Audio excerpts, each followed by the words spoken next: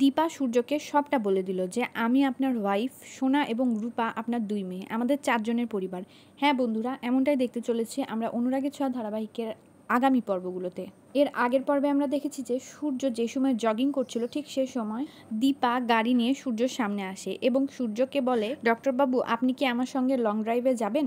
সূর্য প্রথম দীপার উপর ক্ষেপে থাকে, কিন্তু পরবর্তীতে দীপাকে দেখে সূর্য অবাক হয়ে দীপার দিকে তাকিয়ে থাকে এবং দীপাকে মানা করতে পারে না। দীপা সূর্যকে সূর্যর একটা পছন্দের জায়গায় নিয়ে যায় এবং সূর্যকে জিজ্ঞেস করে, ডক্টর বাবু আপনি কি এখানে কখনো এসেছেন? তখন সূর্য বলে, কখনো আসিনি, কিন্তু এই জায়গাটা আমার অনেক পরিচিত মনে হচ্ছে। দীপা আরো অনেক ধরনের প্রশ্ন করতে থাকে সূর্যকে। দীপা সূর্যকে জিজ্ঞাসা করে, আপনার বিয়ে কবে হয়েছিল, আপনার কয়টা সন্তান? তখন সূর্য কোনো কিছুই মনে করতে পারে না, কিন্তু তার স্মৃতিতে আবছা আবছা অনেক খেয়াল আসে। তখন দীপা বলে, মনে করতে থাকুন, আপনার ওয়াইফের নাম কি, আপনার সন্তানদের নাম কি? সূর্য অনেক চেষ্টা করে কিন্তু কোনোভাবে কোনো কিছুই মনে করতে পারে না।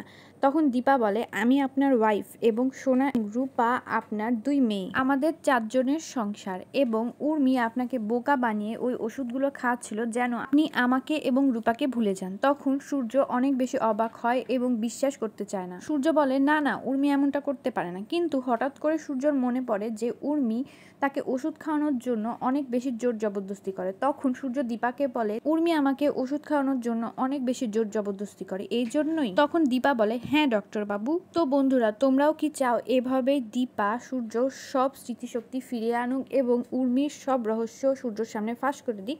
তাহলে আমাদেরকে কমেন্টে অবশ্যই জানাবে। ধন্যবাদ।